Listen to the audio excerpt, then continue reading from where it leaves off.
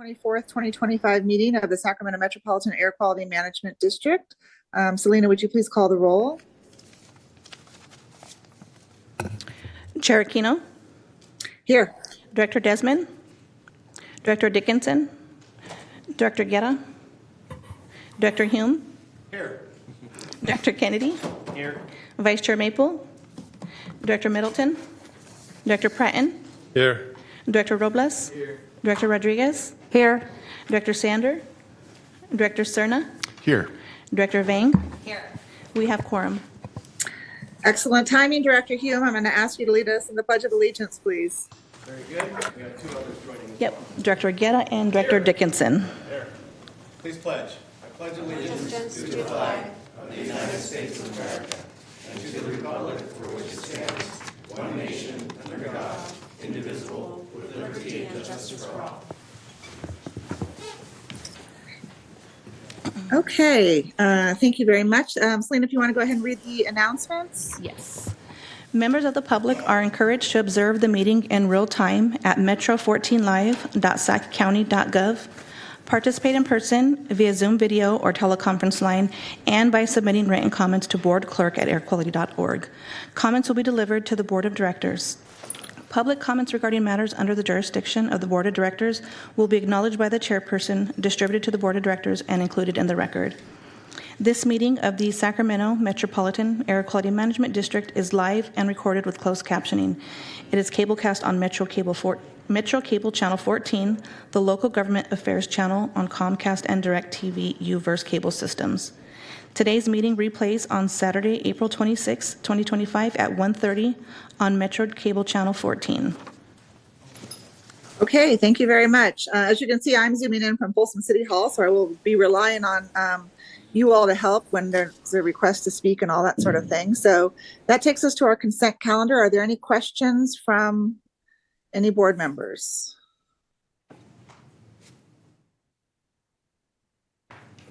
Not at this time. Okay, then we will, and no request to speak from the public on any of these items? No, Chair. Okay, then we will entertain a motion to adopt the consent calendar. So moved. Second. Okay, we have a motion and a second. Please call the roll. Chair Aquino. Aye. Director Desmond. Director Dickinson. Aye. Director Guerra. Aye. Director Hume. Aye. Director Kennedy. Aye. Vice Chair Maple. Director Middleton. Director Pratton. Aye. Director Robles. Aye. Director Rodriguez. Aye. Director Sander. Director Cerna. Aye. Director Vang. Yes. Consent calendar passes.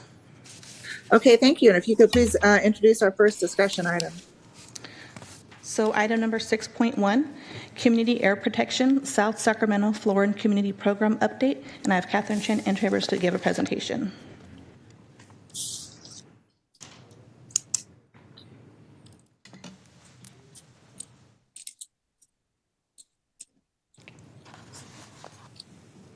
Good morning, Chair Aquino and members of the board. My name is Catherine Chin Chu, and I'm the statistician working on the Community Air Protection Program with the district. It's been a few months since we've given an update on the South Sacramento Florida Community Program, so today I'll be presenting to you the progress and be sharing the latest available air monitoring data results that we've shared with the community, and we'll be releasing the report shortly. Next slide, please. To give some background, historically, air quality is evaluated at a regional level. In 2017, Assembly Bill 617, or AB 617, was signed into law and led to the creation of the Community Air Protection Program. This shifted the focus on community-level issues and brought strategies and funding to reduce localized emissions. Currently, 19 communities have been selected to participate as part of the program and develop plans. South Sacramento Florin is one of these communities, and in 2018, it was selected to develop a community air monitoring plan. And as you'll see on the next slide, in 2024, it was selected to develop a community emissions reduction plan, or also known as the CERP. Next slide, please. So as mentioned, the South Sacramento Flooring Community was selected July of last year to develop a SERP. And a SERP is an action plan to improve air quality through emissions and exposure reductions.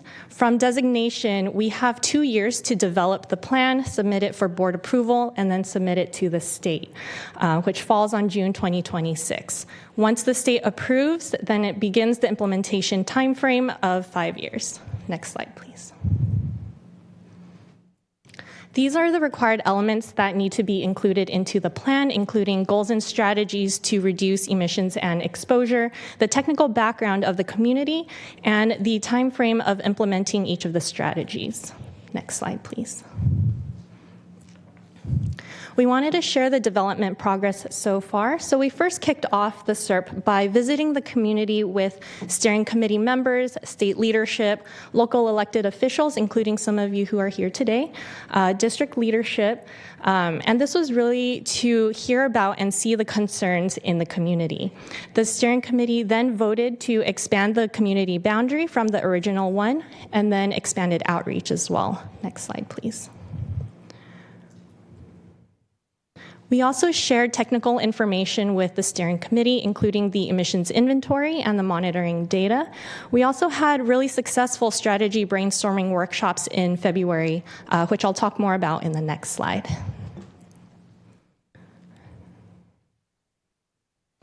During the February strategy brainstorming workshops, steering committee members first prioritized their air pollution concerns, then rotated through the different topics that you see on the screen here, where steering committee members explored existing strategies in other AB 617 communities throughout the state. They learned about district work and brainstormed potential strategies that they would like to see in their community. Next slide, please. Here are photos of some of the ideas that came out of the February workshops. As you can see, we had a lot of community engagement, and as we move forward, the steering committee members will be building off of these ideas that they came up with and be incorporating them as they develop strategies to include into the plan. Next slide, please. We also wanted to share an update on the community air monitoring progress. So the portable air monitoring lab was deployed at Fern-Bacon Middle School through March 2025, and the steering committee will help decide where it should be deployed to next. The following slides will share data collected at Fern-Bacon Middle School with the portable lab. Next slide, please. First, I'll talk about particulate matter 2.5 microns and smaller, also known as PM 2.5. What you'll see on this chart is the area shaded in gray are periods of potential wildfire smoke impacts. The dashed line indicates the PM 2.5 health standard. The Fern-Bacon Middle School data is shown in that yellow, and it's compared to the data collected at the rest of the Sacramento County air monitoring sites.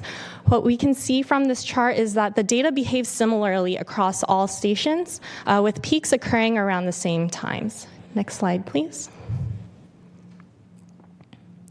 We also collected black carbon at the portable lab. Again, on this chart, the areas shaded in gray are areas or time periods of potential wildfire smoke impacts. In the orange indicates Fern-Bacon Middle School black carbon data, and because black carbon is a component of PM 2.5, we've also shared that data on the screen in the purple as well. And we can see, as expected, these two pollutants behave similarly with generally greater concentrations in the wintertime. Next slide, please. We also collected ozone data. Ozone is created when nitrogen oxides and volatile organic compounds react in the presence of sunlight. On this chart, on the dashed line is the federal ozone health standard. Again, in the yellow is the Fern-Bacon Middle School data compared to the data collected at the rest of the Sacramento County sites. Again, we can see that the data behaves similarly across all sites, which is expected as ozone is a regional pollutant. Next slide, please. Before I talk about this slide on toxics and estimating cancer risk, I do want to preface it by mentioning that there's an inherent cancer risk that can come from a variety of factors such as genetics, nutrition, lifestyle, or occupation, and air pollution can add a fraction to this risk, especially from diesel emissions or industrial processes. At the portable lab, we collected a whole host of chemical species. And out of the ones we collected, these 4 shown on this chart are the ones that were found to contribute the most to excess air pollution cancer risk. On this chart, the risk is shown as a risk per million. What that means is that if there is a 1 in a million cancer risk, if 1 million people were exposed to the same pollutant every single day for 70 years, then 1 person out of the million may develop cancer as a result of that exposure. I do also want to mention that we followed statewide guidelines in calculating cancer risk. From this chart here, overall from the 4 pollutants, we can see that the excess air pollution cancer risk is generally lower in the community compared to the statewide average, shown in the teal, and that diesel particulate matter is the primary driver of cancer risk in both the state and the community. Next slide, please. For key takeaways on the data, the pollution levels in the South Sacramento Flooring community are consistent with regional levels. The statewide cancer risk averages are generally higher than what was measured in the community, and diesel particulate matter is the primary driver of excess air pollution cancer risk. Next slide, please. For next steps, the key is to reduce the community's burden and continue transitioning to cleaner energy. The district will continue collaborating with the steering committee and the community on developing the SERP, and will be releasing the air monitoring data report soon. Next slide, please. That concludes my slides. Thank you for your time, and I'll be happy to answer any questions. Thank you very much, Catherine. Great report. Are there any questions or comments for Catherine? Selena, can you help me call on folks, please? Director Kennedy would like to speak, and then after Director Kennedy, Director Vang. Thank you, Chair. All good stuff. I really appreciate everything that you guys have done. Jaime, you've been a champion for South Sacramento. Appreciate that. It helps that you live there. But we gather all this data. What are we going to do with it? Yeah, I'll defer to Dr. Ayala to give a response to this question. You're more than capable to answer that, Catherine, but I'd be happy to. So again, the idea of AB 617 is not to monitor communities to death. They don't want that. And frankly, we already know what the air pollution is like, and you've seen, this is a lot of, a bunch of good news, right? We don't see a significantly different impact in South Sacramento that we see in the whole region. But as Catherine said, the name of the game here is emission reduction plan. The community does have some opportunities, and we have 2 years to identify what those opportunities are, and then the following 5 to implement the solutions. So what we're going to do with the data is use it to inform and to share with the community to identify what these emission reduction strategies and air pollution burden strategies are going to be. So stay tuned, because obviously, as Catherine said, we need to come back and present the SERP for your approval before we can send it to ARB. But we'll give you updates again once the community is further along identifying these strategies. The key to AB 617 is not government air agencies telling them what needs to be done. They need to be a part of the process, and that is what Catherine and the rest of the staff are in the middle of right now. Great. Thank you. Director Vang? Mic on. Okay.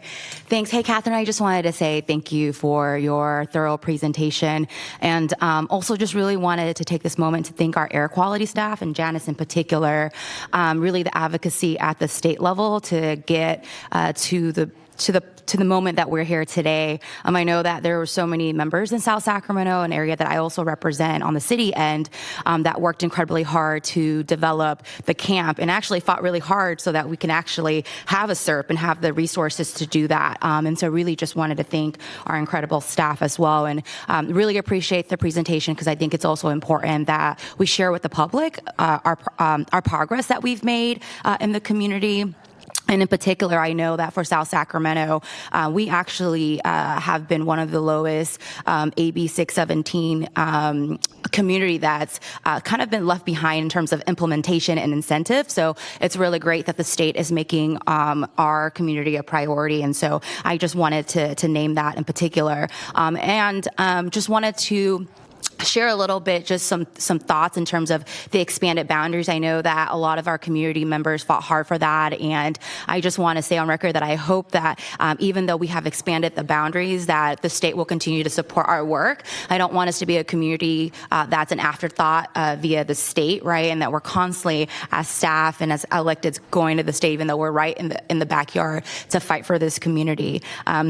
I was also just going to mention, very similar to Supervisor Kennedy, I think often we hear from communities that they are so tired of the monitoring, right? We get funding to do this work, but I also just want to affirm that this monitoring is really important because data is an element of empowerment, and the more data we have, we can leverage the information to inform the dollars when we move forward on implementation. So I'm really looking forward to hearing what the emission and reduction strategies are. I think some of us already kind of know what those reduction strategies are already, but having data to inform that so that we can actually fight for those dollars to implement it in South Sacramento. And so that's what I'm really excited about, and just really want to say thank you to the staff. But if steering committee members in the community is watching this, I just want to give kudos to you, because at the end of the day, electeds, they come and go, but it's the community that sustained this work through their advocacy. So really just want to thank all the residents in South Sacramento for their hard work to get the air quality district to this moment. So thank you. Thank you, Director Vang. Any other questions or comments, Selena? Director Dickinson? Yes, thank you. I appreciate the presentation. And as you noted, Alberto, and in the presentation, this is largely good news in terms of not showing a distinct difference, and certainly not a negative difference, between the area that's been monitored more intensely and the broader air district. AB 617 actually applies to a much broader geography or territory within this county than was selected for this concentration of effort. And I'm just curious, given what you found in monitoring and recognizing there's further work to do in terms of emission reduction strategies and the like, whether, without diminishing that effort, given these results, whether there's any capacity or capability to expand the scope of the work that is being done under AB 617 to some of that additional geography that would qualify under the bill's criteria for examination. Very good point, Director Dickinson. And the short answer is absolutely. The state, initially, the state approached AB 617, as you heard, by selecting discrete individual communities throughout the state.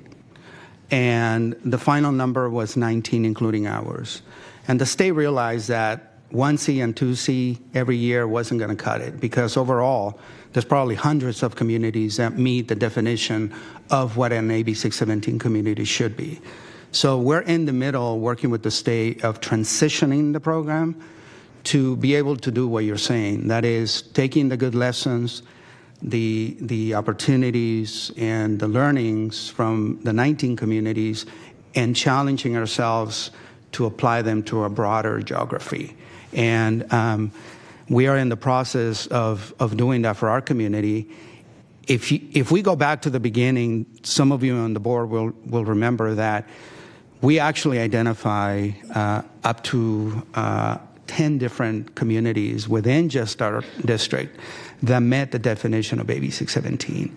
So what we're going to do is, as a part of the SERP, begin to transition so that we can address and work with other communities.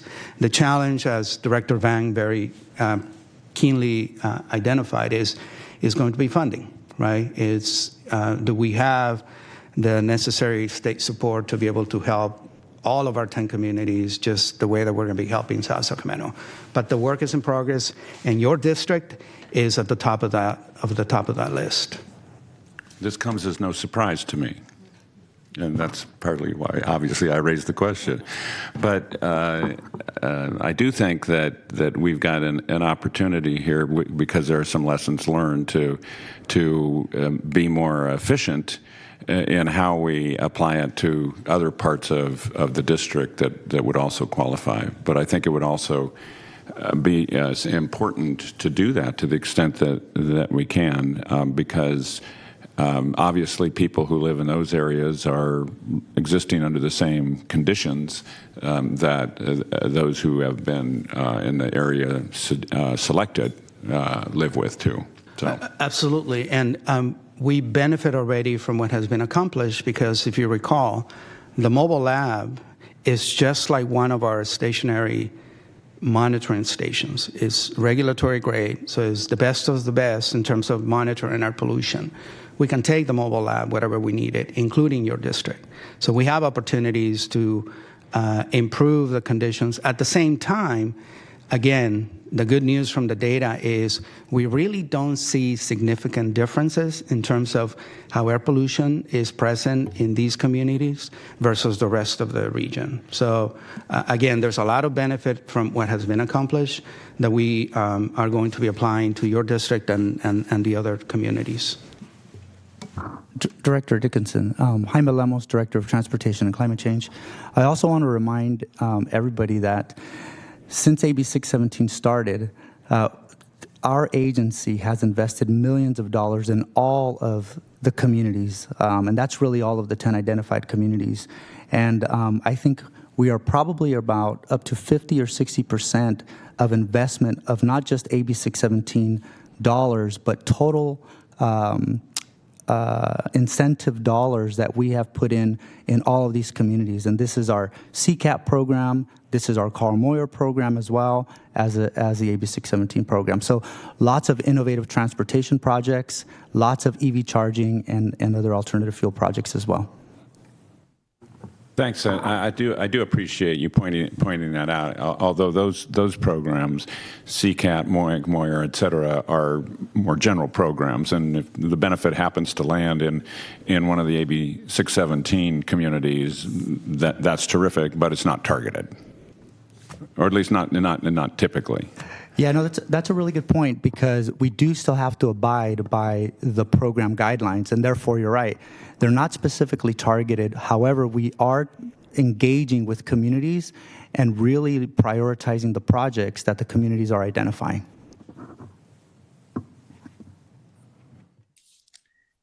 Any other questions or comments on that end, Selena? Not at this time. Okay, then thank you very much, Catherine. Thank you. If you could introduce the next discussion item, please. Next item, 6.2, 2025 Transportation Incentive Program Update, and I have Christian Dampier in chambers to give his presentation.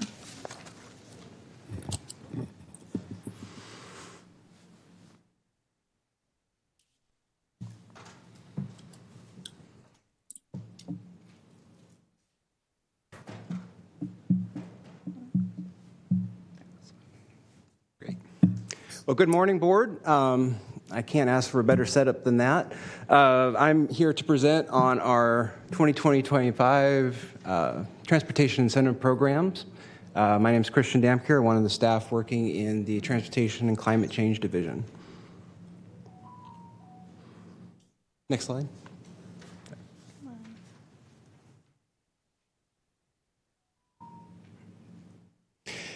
So we work for the community. And that comes across in not only what we just talked about, but how we run our operations. And in our division, we work year-round to engage with the community to identify potential projects and potential guidelines for our incentives. As part of that, in December, we met with the community and we asked them, what type of projects do you want us to fund? We had a great conversation, and because of that, we had 5 categories that we identified. The community is interested in community greening. They're interested in zero-emission lawn and garden. They're interested in zero-emission trucks and buses. They want to see more EV charging stations in the community, and they also want us to start to support hydrogen whenever possible. Next slide.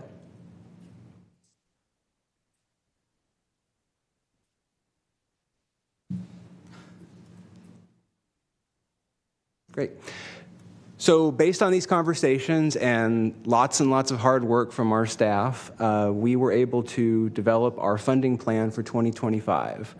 And we're incorporating the community's needs in creating 4 separate funding options for the community. We are going to be running solicitations for these over the next several months, and that will be targeting the community greening, the zero-emission trucks, buses, and infrastructure, our Charlene McGee Memorial Lawn and Garden Program, and, of course, our Carl Moyer Program. Next slide.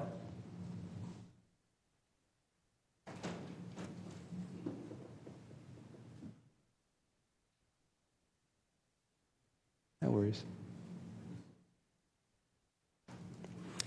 So new for this year, we're very excited to have what we call the community greening option. This is a brand new program that the state allows us to do where we're able to use our incentive programs for a brand new category. We are going to be basically planting trees, community a lot nicer, but we're doing it for a purpose. We're trying to reduce air pollution in the community, and by increasing shading, that actually does help because we can reduce the heat island effect, and we can actually just make the community look nicer.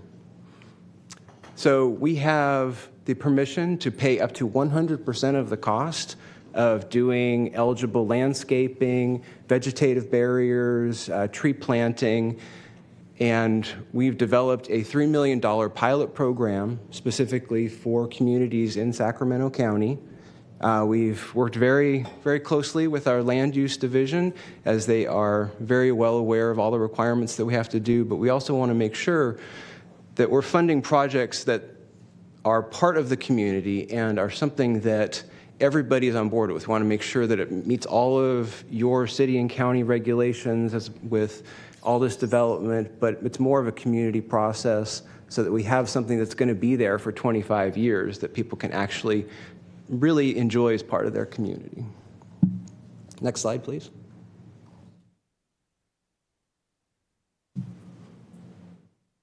So this is, what I've been doing for quite a bit of time. So this is we've been very successful launching our zero emission program in Sacramento County.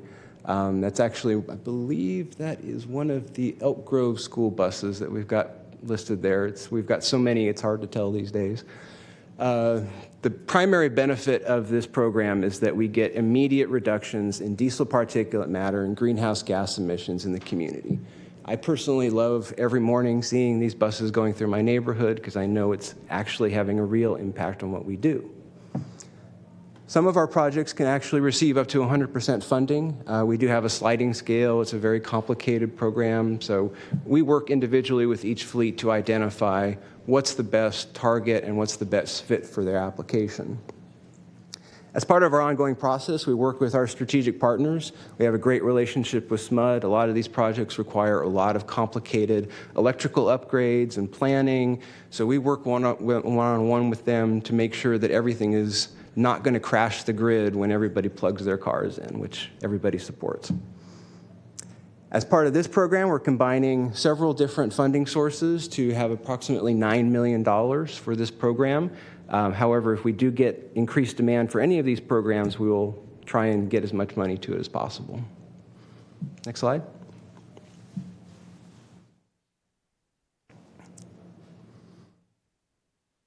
One of our more popular programs that we are relaunching here pretty soon is the Charlene McGee Memorial Lawn and Garden Program. This is replacing commercial gas-powered equipment. These are a lot of the larger lawn mowers and riding mowers. We've worked with several park districts and private organizations. It's been very, very successful. We've had a lot of good feedback. And because of that, we're now developing a residential option. We're still working out some of the details, who the partners are going to be, but we think that that's going to be a great way to really drive this into the community by supporting personal equipment. One of the great things about this is it's an excellent partnership with a lot of businesses in the area, not just the people receiving the equipment, but the people selling the equipment. So we want to make sure that we have a great community engagement for that as well. Right now, we have $2 million that we're earmarking for this program. We hope to get more. Everybody wants more money, and we got a good program. Hopefully, we can find some more for it. Next slide.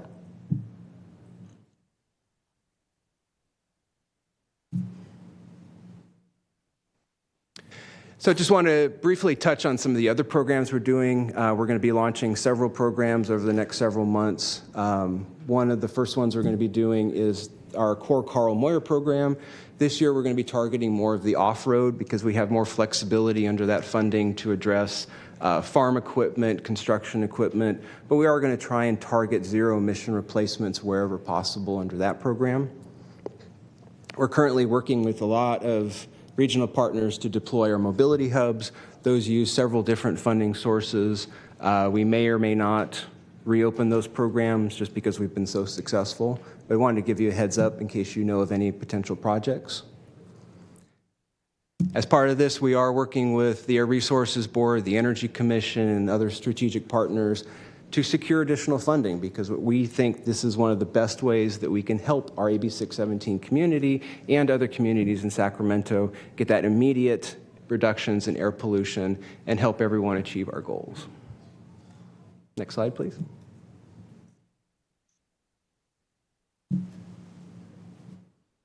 So finally, we are planning to open up our applications on May 1st, and that will be for the community greening, zero-emission trucks, buses, and infrastructure, and I think the lawn and garden. Are we still? Yeah, and the lawn and garden program, we got that. A lot of our staff are back in the office running around trying to get this stuff good, but it's because of their hard work I'm able to come here this morning. So with that, I'm done. I can answer any questions you have. Thank you very much, Christian. Great information. Any questions or comments there in the boardroom, Selena? Yes, we have Director Guerra, then Director Dickinson, and then Director Vang.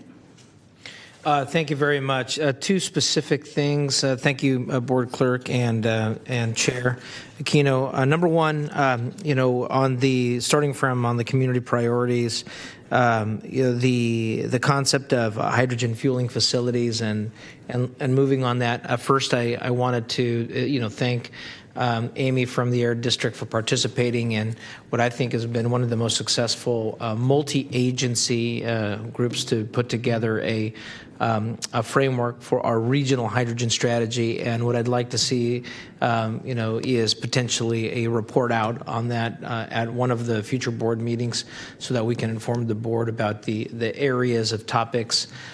Great participation from even folks like River City Bank here who are funding some of the largest projects throughout the state as well, but they're local here in Sacramento, partners that were manufacturers and OEMs such as Toyota, including also at the workforce level, all the state building trades and even our SMUD, Sac Sewer, of course, the Air District, but all our fleet managers from the city and the county were part of that. So I'd like to make sure that as we continue that discussion, and the reason I bring that up is that I think what we want to be in a better position for is that effort has been in conjunction with ARCHIS, and they have about $1.9 billion of available funding that they're looking at for the future. So I want to make sure we're positioned as a county for all of our jurisdictions to access and be prepared to lead on that. So that's a direction here, Madam Chair, to our staff so that we can brief our board members, but also look at how we can prepare for that on that funding.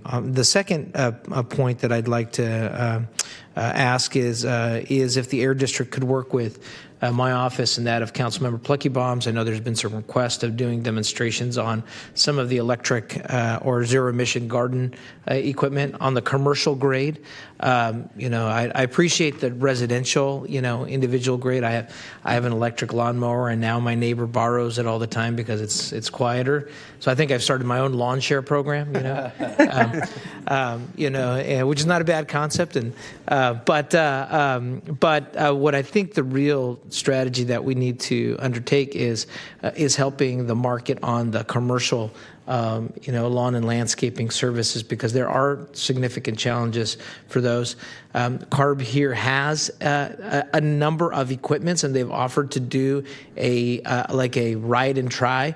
I remember as a kid loving to jump on that riding lawnmower. Well, they've got all kinds of different types of equipment, and so I'd like to make sure that if we could work with our office and try to do a joint demonstration project to not only increase that, but also identify what the challenges are in actually executing this at a commercial scale for commercial landscaping businesses. So those are my two requests. I think, number one, no objections to all the great work that's doing here. If anything, more kudos, but I'd like to take on those next steps.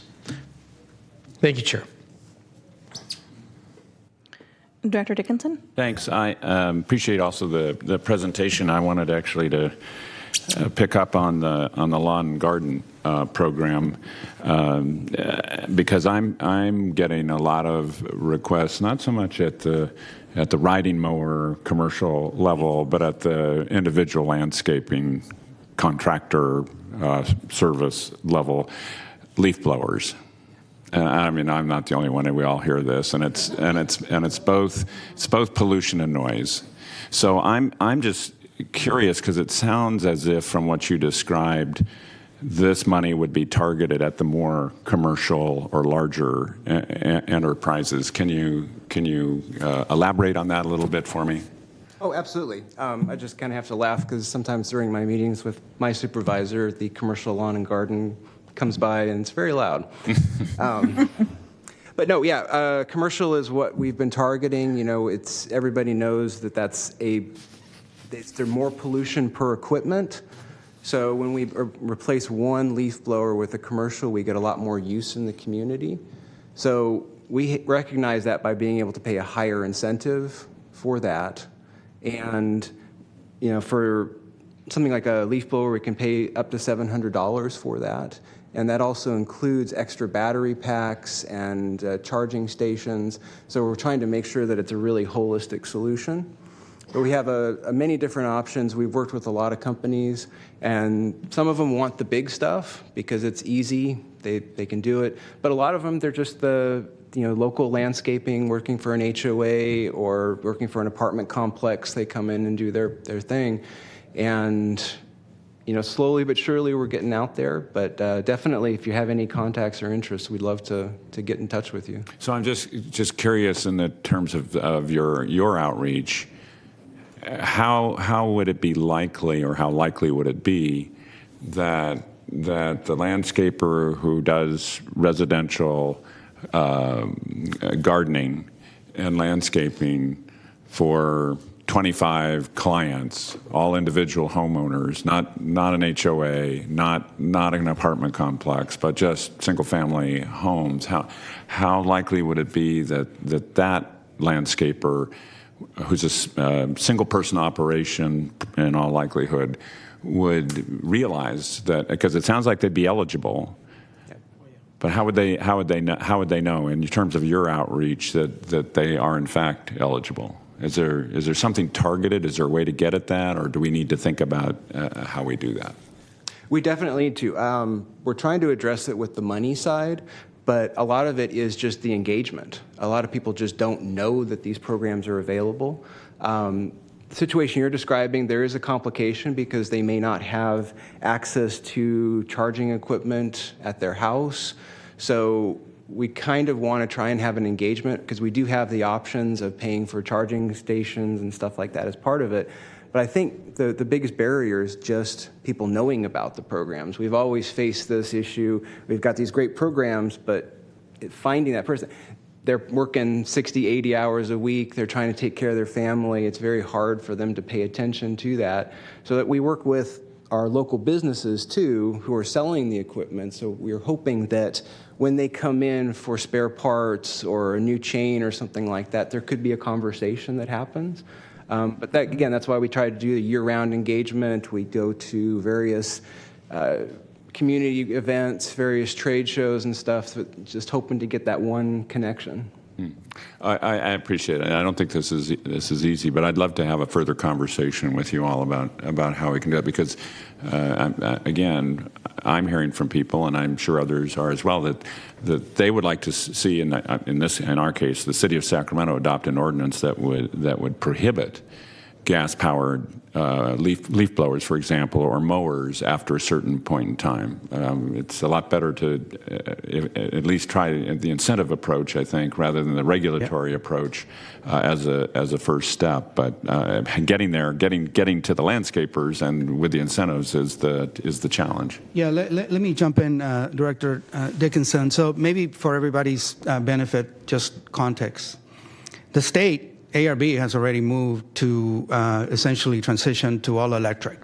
So very near future, landscapers, commercial and otherwise, are not going to have access to gas power equipment, right? So that is the level of awareness and getting the word out that the community of landscapers that make a living out of that, that's the message they're getting. What we are trying to do, and that is every other air agency throughout the state, is to also inform these impacted communities that says, we, the air districts working with the state, have these programs where we can help you get access to the electric equipment precisely before the deadline kicks in, because once that requirement kicks in, then you cannot use incentive dollars to essentially comply. So we are targeting the commercial landscaper initially because of all the challenges that you all face and we all face with it. But we understand that private persons also want to have access. So we're trying to move in an orderly fashion. So again, to your point, the word is out. Because if you're a landscaper, you know that you need to transition. What we need your help with is just to point to, in our case, our agency and our programs. But to the credit of the staff, we have been doing a lot of community outreach. We have had these ride and drive demonstrations, and we want to do more of that. We're going to be this weekend at Eco Celebration of Earth Day. And we're going to be tabling, and this is the kind of information that we share with the community. So slowly the word is out. But again, the big context is the state has already taken action on banning gas power equipment in the future.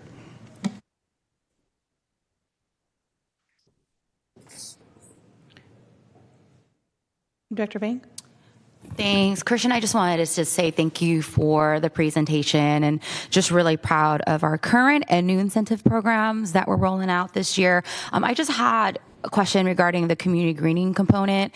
And you had said, I think I saw on the PowerPoint, 100% for landscaping trees. So when we say landscaping trees, just for the record, it's not just like trimming the trees, also includes planting trees as well, right? Absolutely. Okay. We have broad guidance from the ARBs to go. We can do planting. We even have the option to prepay maintenance of the tree over the life of the project, because we understand you can't just plant a tree. You have to water it. You have to trim it. You have to, especially that first 3 to 5 years. Otherwise, it could end. So yeah, we're looking to that.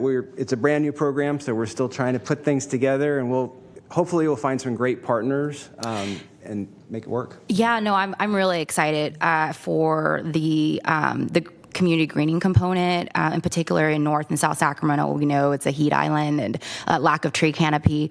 Just curious about the $3 million pilot program in particular. What are the requirements to apply? Like, do you have to be a standing nonprofit, a business? Can it be a resident? Just curious to know about what the requirements are if I'm someone that wanted to wild Sacramento and plant lots of trees. Like, what are the requirements to actually apply for the pilot program? Simple answer is all of the above. Okay. It's available to anyone. We could actually work with just one private landowner, or we can work with the city of Sacramento.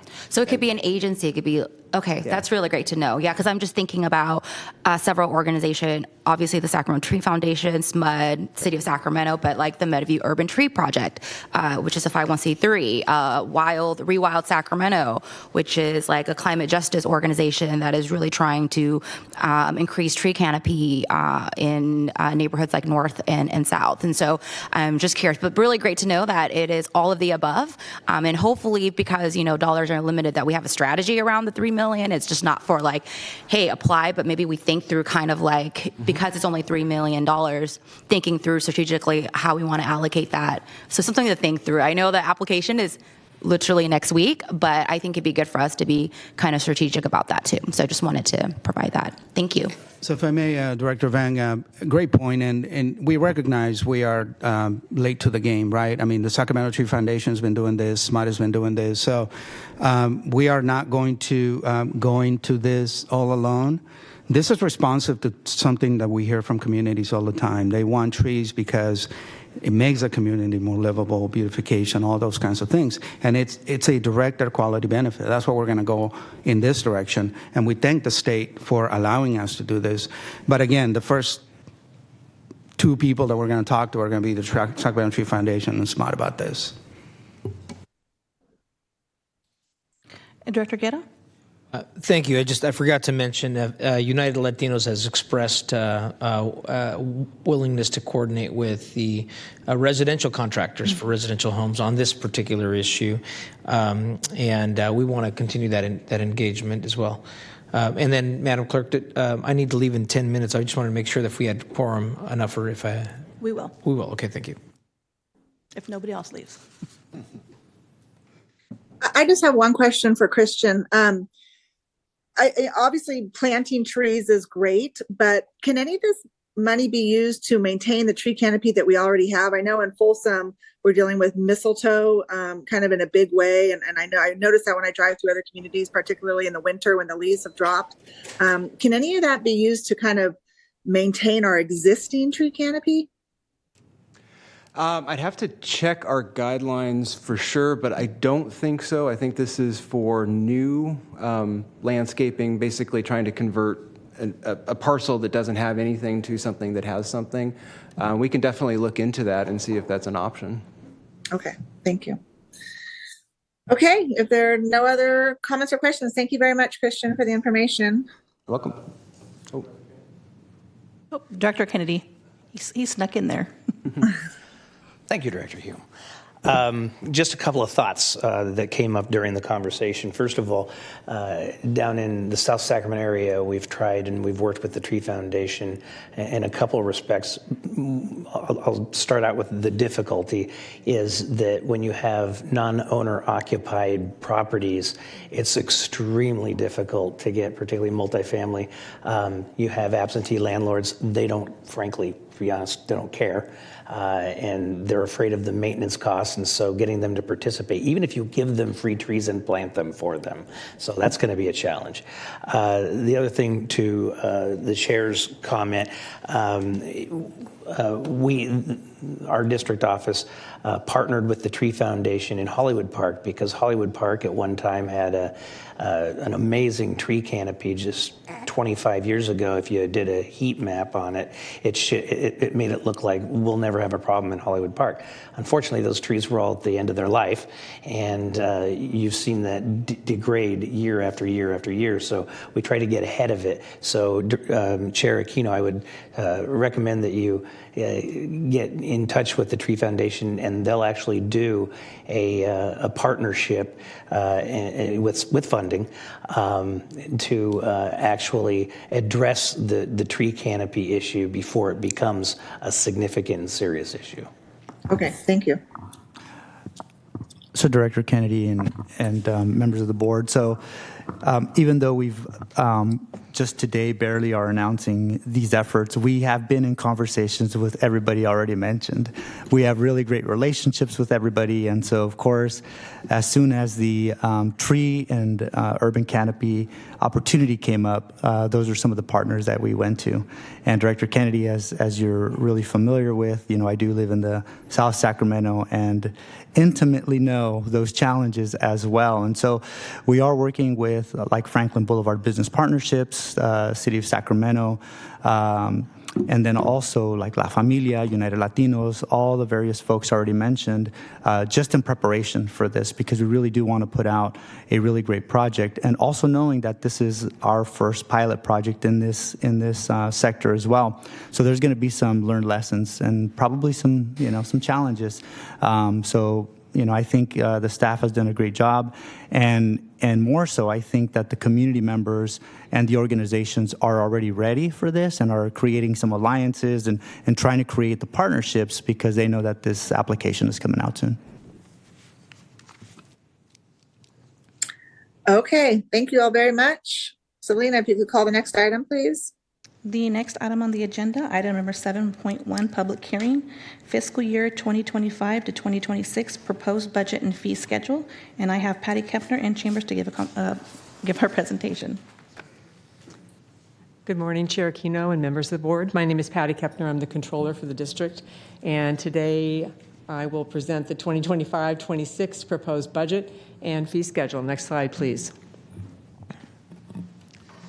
There's a slight delay, so just give me. Okay, no problem.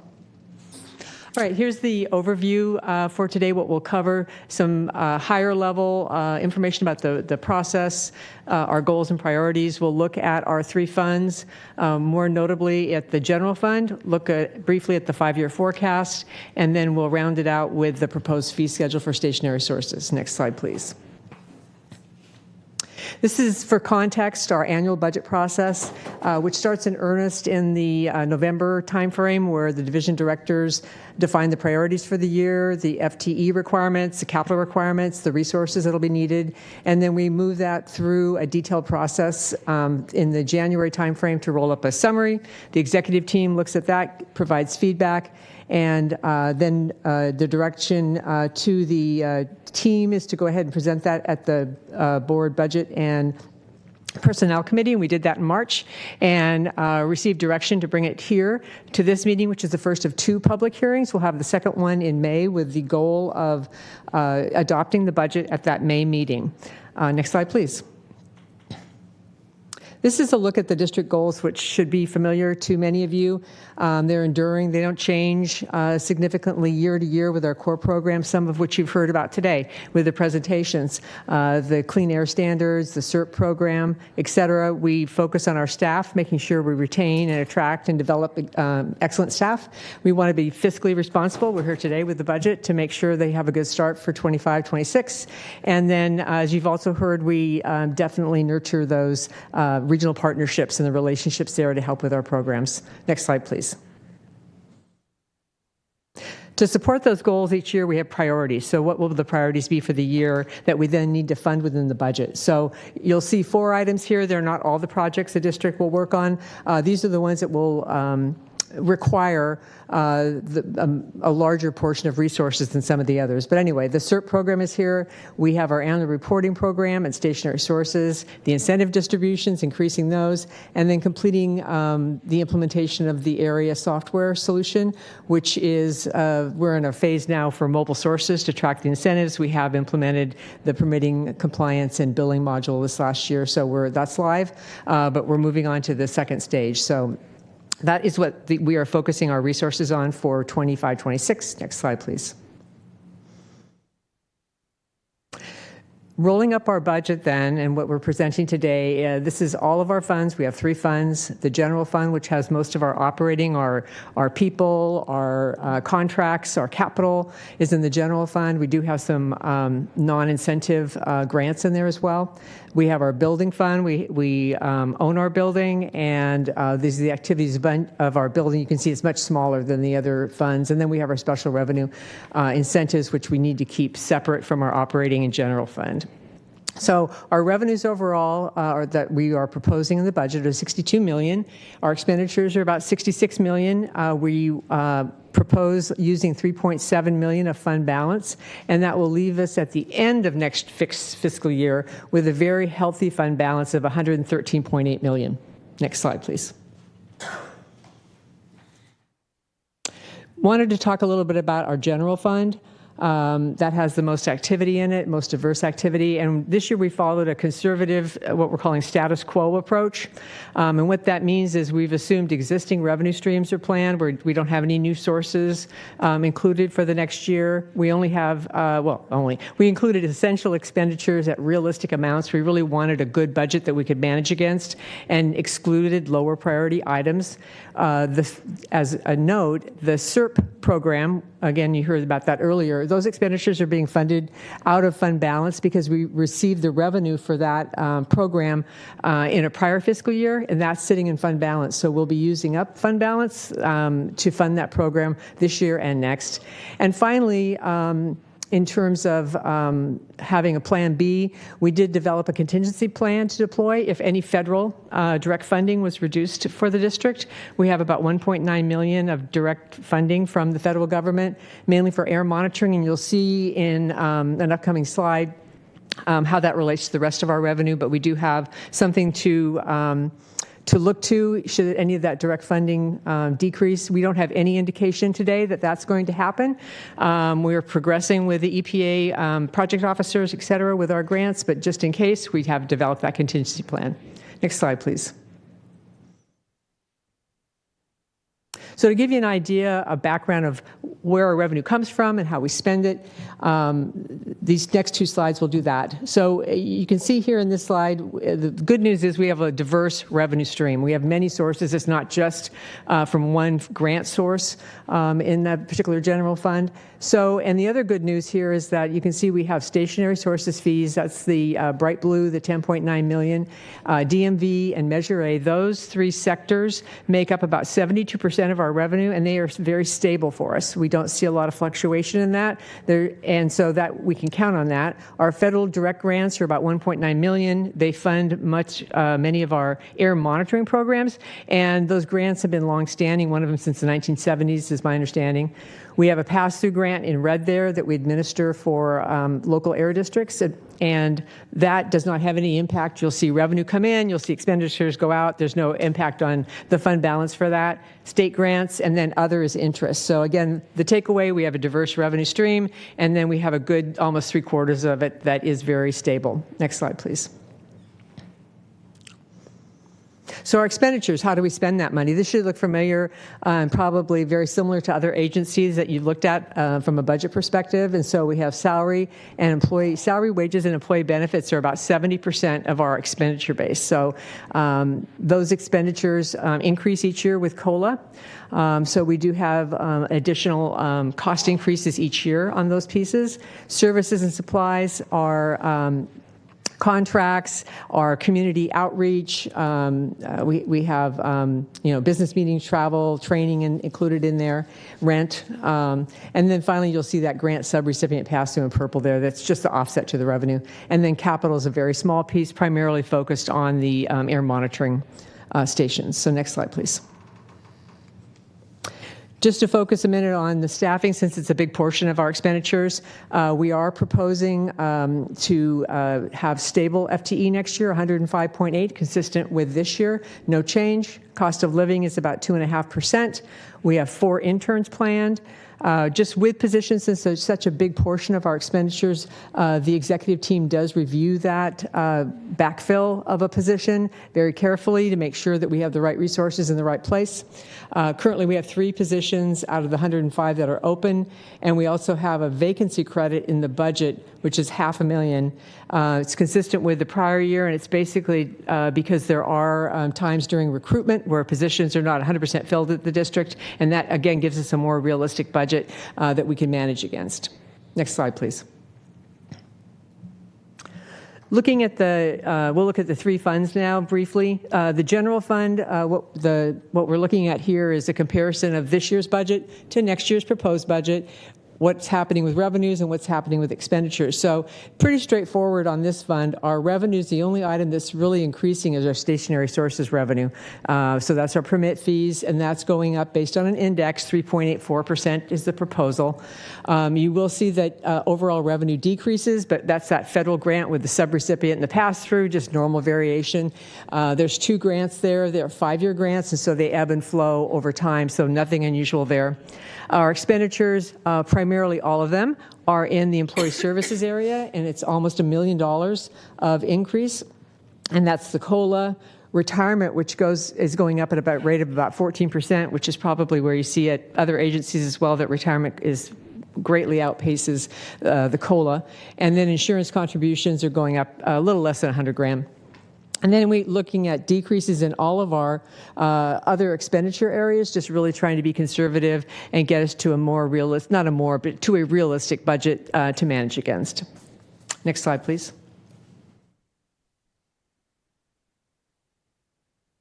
So this table, just to get you oriented toward it, this is our general fund. You'll see we've got the revenue expenditures, the surplus deficit, and then the ending fund balance for both this year, which is the 24-25 approved budget. The projection for this year, we project out where we think we're going to finish the year, because sometimes that has a bearing on how we're going to plan the following year, 25-26. And then in light green, you see the 25-26 proposed budget, which is about $26 million in revenue, about 28.8 of expenditures, a use of fund balance, about 2.8 million. And then the ending fund balance is at 24.5 million, which is well above our reserve policy. And it's a very healthy balance for our fund balance going into next year. Next slide, please. The proprietary building fund won't spend much time here. It's a smaller fund. Just the headline is that in fiscal year 23-24, the building was listed for sale at the direction of the ad hoc committee of the board. And as you all know, the commercial real estate market has been very soft. We have not had a lot of activity on the building. It is still listed for sale. But for the budget, we assume status quo, which that status quo is that we will continue to be in that building. We will not sell it for next year, and that we do have a tenant vacancy on the second floor, and that will remain vacant. Again, to be conservative and not assume that we were going to get a tenant in the building. Next, I don't have much to say on the revenue expenditures besides just a slight decrease in lease revenue because the district's only charged for the space that we occupy, and then expenditures are just minor operating expenses. We're not planning any major capital improvements or renovations. Next slide, please. So here's the same table, same setup with revenue, expense, surplus, deficit, ending fund balance. I'll just go to the green. So we have 902,000 of revenue, 1.1 million of expense, use of fund balance about 200,000, and a projected fund balance of 5.8 million, and that is well above the reserve policy requirements. Next slide, please. Finally, we have our special revenue fund. Headline here is that the grant revenues and expenditures fluctuate based on incentive activity, so you can see variations in revenue and expenditures each year that are normal, just with the ebb and flow of revenues and payments to participants. So we're seeing some increase in our state revenue for clean cars for all, and then we have a project with CalSTA for a hydrogen locomotive project for 2 years, and we'll see our revenue and our expenditures increase for that. The decrease in the more-year funds is normal variation, nothing unusual there. And then the expenditures are just, we have some grants that are increasing and some that are decreasing, again, based on normal fluctuation in activity. So next slide, please. So again, same table, looking at our revenue expenditures for the special revenue fund. The proposal for 25-26 is 35.4 million. It's in the green area. Revenue expenditures of 36.1, using about 728,000 of fund balance, and the projected fund balance will be 83.5 million at the end of 25-26. Next slide, please. This is graphically the fund balance, and you can see the green line is the special revenue fund, and then the general and the proprietary fund. Only the general, which is the blue line, and the proprietary, which is red, have reserve policies. And as I mentioned, those balances are projected to be well above our reserve policy. Next slide, please. As part of our budget process each year, we do a 5-year forecast to do an outlook of, are there things on the horizon we need to pay attention for, plan for, navigate through, and so we do that for each of the funds. This is a summary. For the general fund, we continue to see a structural deficit forecasted. We have stable revenues. We don't have a lot of new revenue sources. The ones we have don't adjust significantly in terms of the entire expenditure base. So pretty much stable revenues. Our expenditures grow with COLA for the employee services, a little bit more for the employee benefits because of the retirement costs and what we've seen there and what the projections are for that. And then we have normal inflationary trends for capital or contracts or things like that. And no change to headcount. And when we do have one-time projects like our software solution project, we've included those for the years that are applicable and taken them out. So we've tried to refine this as much as we can to really take a hard look at what are the ongoing expenses and in the future. So that's what we have with the general fund. We'll see that in just a second. The proprietary fund, I'm just going to say stable. There's not much activity there, and we're just expecting to essentially break even over the remainder of the planning horizon. And then special revenue is basically we're continuing to assume we're getting the state funding, the federal funding, and paying incentives out as normal. So there's really no change there. We have some ups and downs depending on projects, but we really, again, the code word here is stable for all this. So we're seeing stability in both those funds. Next slide, please. So looking at the general fund, you can see the persistent structural deficit we have there. It's $2.8 million for this year, and even with all the calculations, the ups and downs in there, we end up at $3.1 million structural deficit in fiscal year 29-30, with revenue being below expenditures by about that $3 million mark. So next slide, please. So looking ahead with that structural deficit and the fact that we do have the rising costs and we don't have a lot of additional new funding, we're looking at 2 avenues that have are not new to us in terms of looking at them. One is cost recovery via permit fees, which is pretty much a fee study, taking a look at our fees and do the revenues we collect through fees, stationary sources fees, provide for our resources. What is that percentage? And then finally, there's a per capita, and we've included the authority for that per capita from the Health and Safety Code in italics below there. So next slide, please. So finally, on the fee schedule, we have stationary sources fees that our rules allow us to adjust by CPI. We have a standard index that we use for that each year, and this year the proposal is 3.84% based on that index, and it's the district policy to increase our or adjust our fees by that index each year just to keep pace with inflation and so that we don't have a very large adjustment later on after a multi-year period. So that's the proposal for that. The fee schedule. So next slide, please. So in summary, we've got a sound, balanced budget for next year that will fund the various projects we have in our ongoing core programs. We have healthy reserves that are adequate for that deficit, plus to cushion if there's any other changes that come about for the next year. And next slide, please. So the recommendation today to the board is to open and close a public hearing on the fiscal year 2025-26 proposed budget and fee schedule, provide direction to staff regarding development of the final budget, and then set the public hearing for adoption of the fiscal year 25-26 budget and fee schedule for May 22nd, 2025. Next slide, please. I wanted to thank you for your time today and your attention, and I also did want to take a moment to thank the district staff and management for all the work they put into the budget, because couldn't do it without them, and I'm happy to take any questions you may have today. So thank you. Thank you, Patty. Before I open the public hearing, are there any questions for Patty? Director Dickinson? Thanks.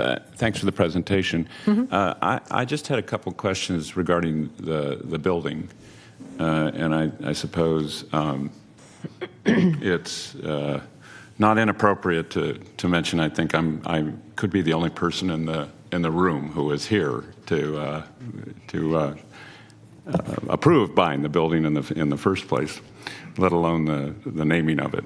But that aside, I'm just curious, in years past when there have been tenants besides the Air District in the building, and there has been obviously rental income, as a result of that, after expenses for maintenance and other necessary items for the building, first of all, were there amounts generated beyond those costs? And secondly, if so, were those revenues then just kept as fund balance in the proprietary fund, or were they used in some cases for operating expenses of the district? Yeah, thank you for the question.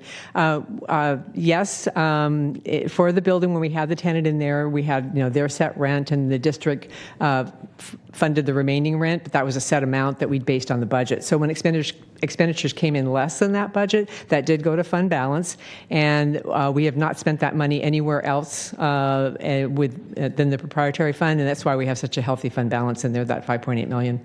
Okay, and obviously it's not restricted. It could be spent for operational purposes if necessary. And I say that thinking about your 5-year forecast and structural deficit. And there's probably about 2.5 of that balance and fund balance that's fixed assets, capital assets. So that's not spendable, not liquid, but the remainder would be.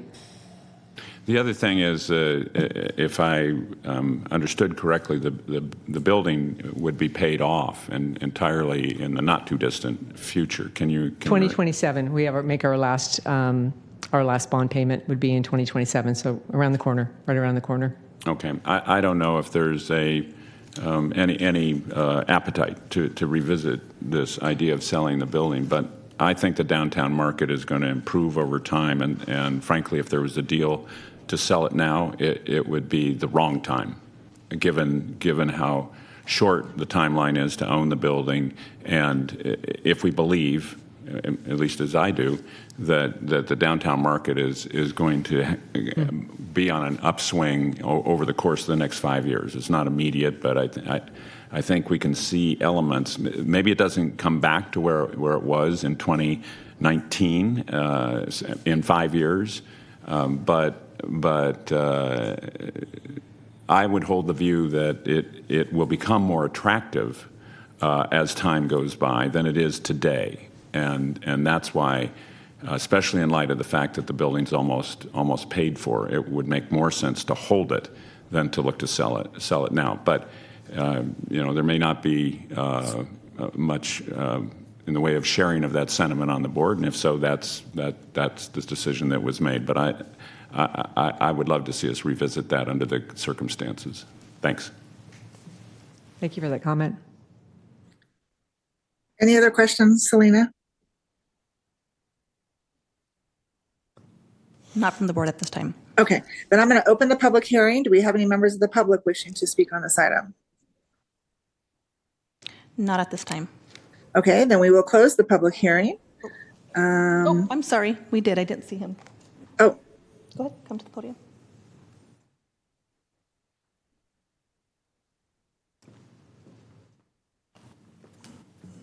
Go ahead and please state your name. Thank you. I'm Peter Tuckerman. I'm with A to Z Bus Sales. We're the school bus dealer in South Sacramento. I want to take a minute to thank the board and the staff and staff leadership for everything they've done for zero emissions vehicles over the last few years. We actually have we've now exceeded 1,000 zero emissions school buses that we put on the road in California, many of which were here in the Sacramento area. Actually, the program's pretty much started here in this area with some of the work that you guys did. We want to encourage you guys to keep those incentives going. I see they're happening again this year, which we applaud. We know that industry is slow to move, and what you guys do really help it move in that direction of zero emissions. During that process, we found very quickly that the buses, the vehicles are only part of the ability to use those. The other part is the chargers, and our company has invested quite a bit in being an installer of those chargers. So as far as the process goes, we don't receive incentive funds from you guys as an awardee, but we're the implementers that help make it happen, and we partner with you guys to do that.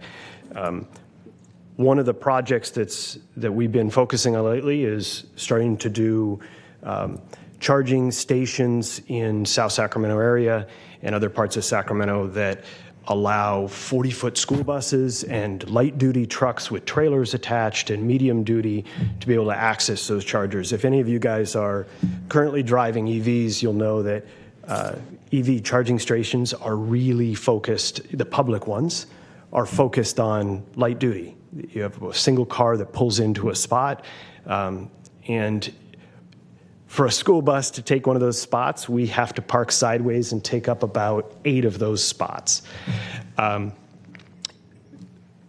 So what's my ask today? As you guys put these incentive plans forward, one of the hurdles that we've run into that as we've started dealing with public sites and investors that want to bring charging to the public is the grant incentives and the tax incentives are a massive part of that equation. But the incentives that are currently in place require that none of the awarded funds happen until they're connected to the utility. Modernization, today's technology, we can turn those on with a local microgrid. We can bring a station to bear very, very quickly in months if we use a microgrid situation, because the utilities tend to be one of the hurdles. So the time that it takes a utility to bring power on site limits the investment that people are willing to make. What we can do is we can use technology to bring quite a few megawatts to bear on a station where the utility might only be able to bring us 1 megawatt today. Well, we can turn the whole station on using microgrids. So our ask and our encouragement is that as you guys look at your incentive funding that moves forward, please address those requirements. Instead of utility connection, we encourage you to say utility ready. We want those to be connected to the utility. We just also want to be able to implement them quickly. Thank you very much.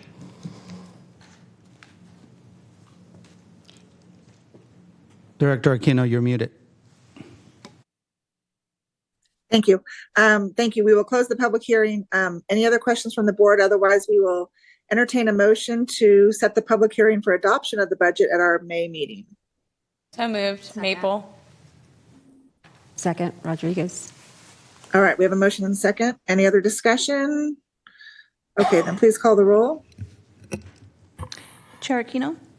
Aye. Director Desmond? Director Dickinson? Aye. Director Guerra? Director Hume? Aye. Director Kennedy? Aye. Vice Chair Maple? Aye. Director Middleton? Director Pratton? Aye. Director Robles? Aye. Director Rodriguez? Aye. Director Sander? Director Cerna? Aye. Director Vang? Yes.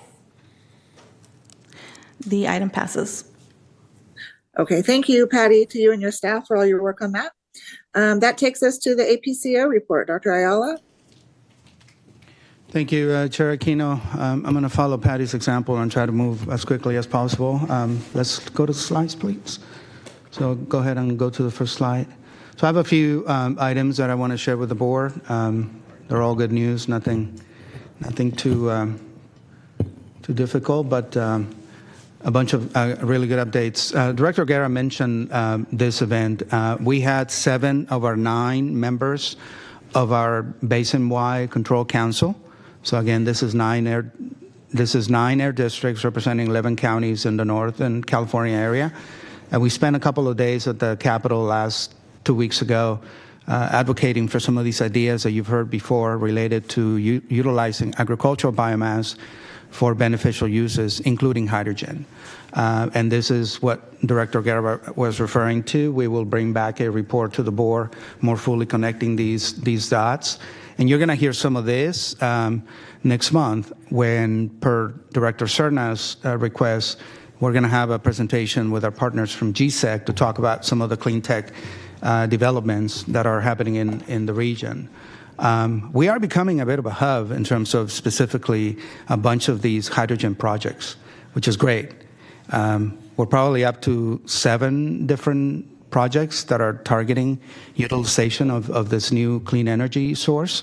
And we want to make sure that you understand what is happening here so that you can help us, because we want to obviously continue to grow and scale it up. Next slide, please.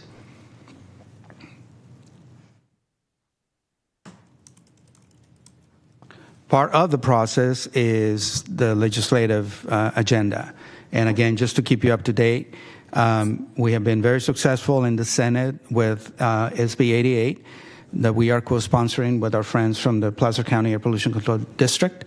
Just on Tuesday, we went to, we were referred to 2 committees in the Senate, and we had another unanimous vote of support, so now we're moving on to appropriations. So we're feeling pretty positive that this bill is gonna make it through. And this is going to allow us to work with our state partners to make sure that we can quantify the benefit of utilizing agricultural biomass that otherwise we would have to manage and burn. Next slide, please. Board compensation. I want to thank you all for your patience. We gave you a report last month about new legislation that is increasing your compensation for the time that you spend with us. We are going to be sending your admin support, the city clerks and the county, specific information specifying how you're going to be able to, or how your jurisdiction is going to be able to tap into the new resources. It's not a lot, but now you get $200 instead of $100, which always helps. And in your board packet, you do have a letter, a memo from our clerk, kind of explaining the process for you. But again, thank you for your patience, and we're going to be working directly with your admin support on these changes. Next slide, please.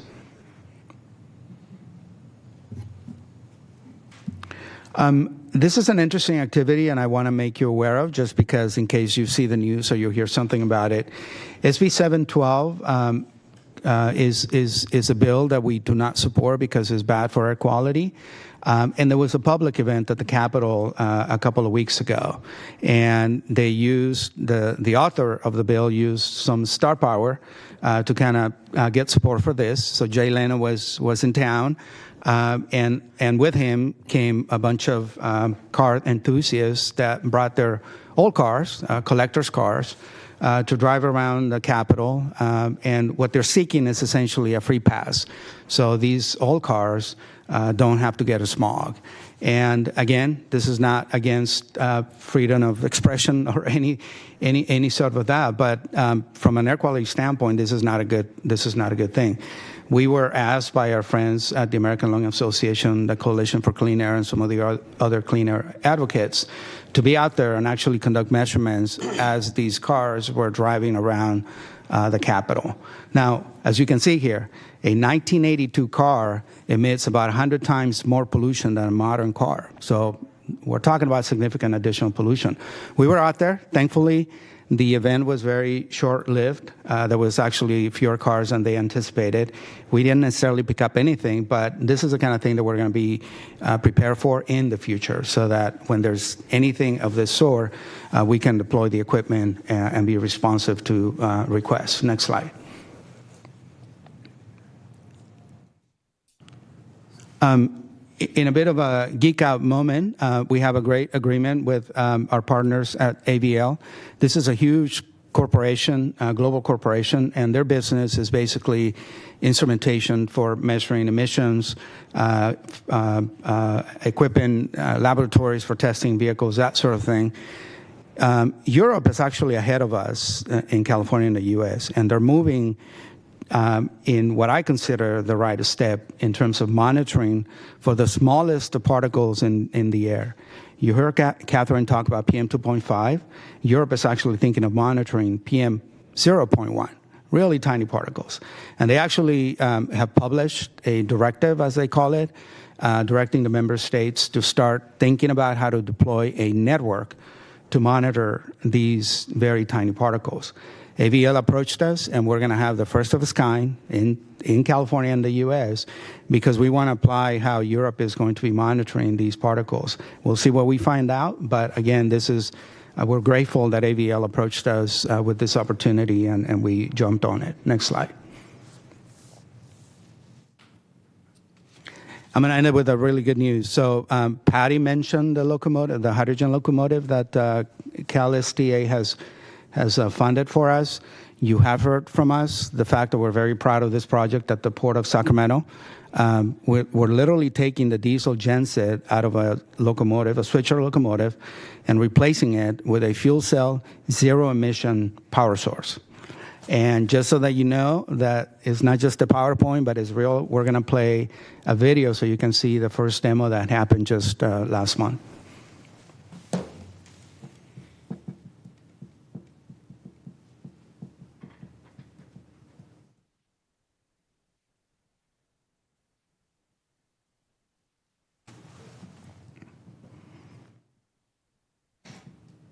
So initially, our staff went out and got funding for the first of its kind, and it was so successful that Cal STA came back and gave us another $15 million to do 3 more. So again, now we are going to be up to 4 locomotives that, as you can see here, are going to perform just as any switcher would be expected, except the big difference is there's no emissions. Water is what comes out of the smokestack.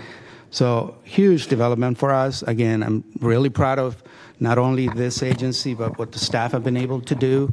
And this is one example of the projects, as I mentioned to you. We are becoming a hub for this kind of development. And with your support, we're going to be working hard to continue to bring these projects to the region. And there's going to be more public events. I hope to organize something for you so we can go out there. You can see it. You can kick the tires. You can try to smell it, right?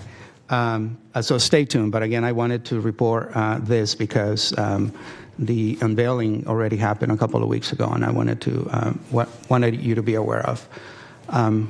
You can see it performing here. We can probably stop the video, Selena, so we can take questions. Yep. That concludes my APCO report, Chair Aquino. Thank you. Thank you, Dr. Ayala. Any questions for Dr. Ayala? Yes, Chair. This is Director Cerna. Mm-hmm. Thank you for the report on the last item, which is fairly remarkable, the hydrogen switcher locomotive.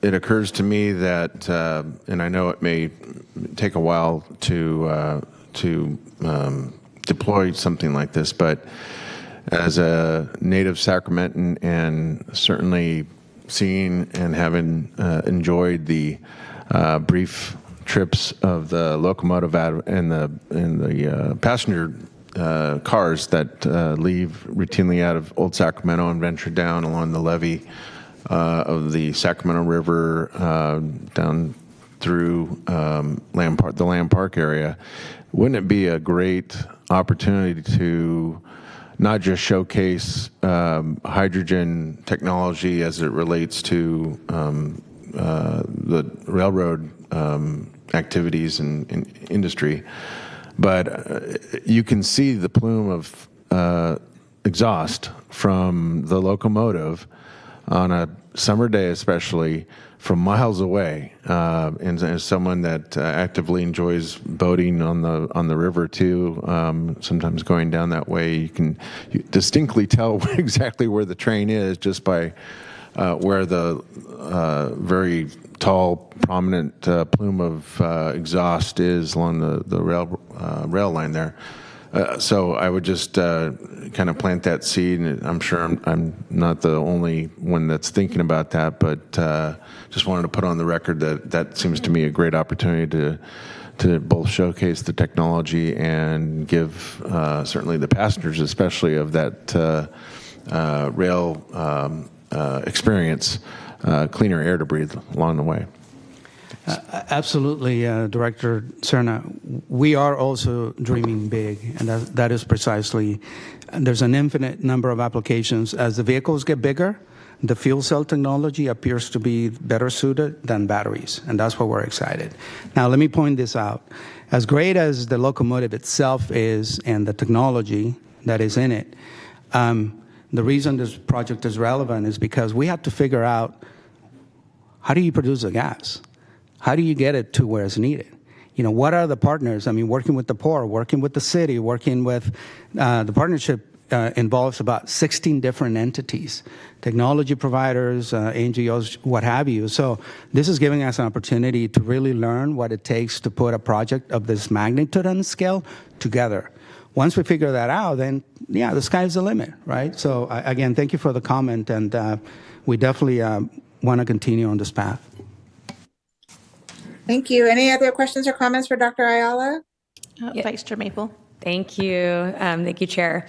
I just want to say, align myself with Director Serna's comments. I think this is really exciting. And one of the things I couldn't help but think about is I can't wait to tell my dad about this, because he worked for Union Pacific Railroad for over 20 years. And, growing up, he'd always say, trains were our bread and butter. And so I think he'll be really excited to see this and see how things are changing. So just great work. Really love how forward thinking we are as a district and the projects that we're doing. It's exciting. Thank you. Thank you. Anyone else? Okay, that takes us to board ideas, comments, and AB 1234 reports. Anyone? If not, Selena, do we have any requests for public comments? Yes, Chair, we do. Okay. I have Dane Wadley in chambers to give public comment. Great. Thank you so much, board members, staff. Appreciate it. Good morning. My name is Dane Wadley. I'm a field coordinator with the California Special Districts Association. I just wanted to come by, just introduce myself. Obviously, the districts, you guys, I know you're very involved in city and county specific with the board, but obviously you're a special district too, and you guys have been active with CSDA for quite some time. We appreciate that. Left some information for the board members just to follow up on some of the things that we're doing, and happy to answer any questions offline. I know it's public comment period, but like I said, just wanted to come by and just kind of do a brief intro, and appreciate everything you guys do for us. So thank you. Thank you very much, Dane. Selena, anything else? Otherwise, we will adjourn at 10:36. Thank you, Chair. Thank you all.